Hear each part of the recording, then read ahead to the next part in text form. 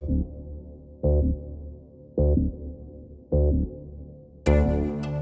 hanya nuklir, Barat juga diketahui segan dengan salah satu senjata Soviet, yakni radar duga.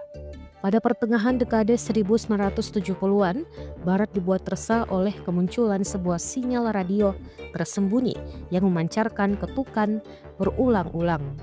Sinyal itu muncul di seluruh spektrum gelombang pendek, mengganggu komunikasi sipil, radio amatir, dan penginderaan udara di banyak negara.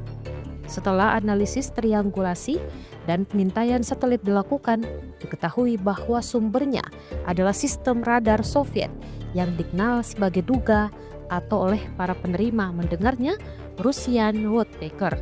Radar ini dirancang sebagai bagian dari sistem peringatan awal peluncuran rudal balistik, memungkinkan Uni Soviet mendeteksi peluncuran musuh dari jarak jauh, bahkan melintasi kelengkungan bumi.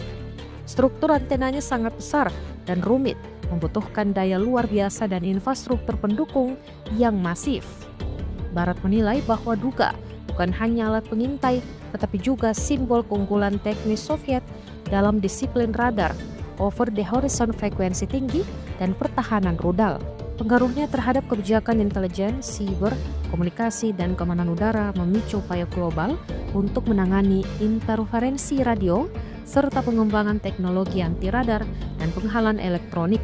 Duga beroperasi penuh sekitar dari 1976 hingga 1989 sebelum akhirnya dimatikan karena biaya operasional, masalah teknis, dan perubahan strategi militer pasca Perang Dingin. Kini, sisa strukturalnya masih berdiri, terutama di daerah Chernobyl, menjadi monumen era yang penuh misteri.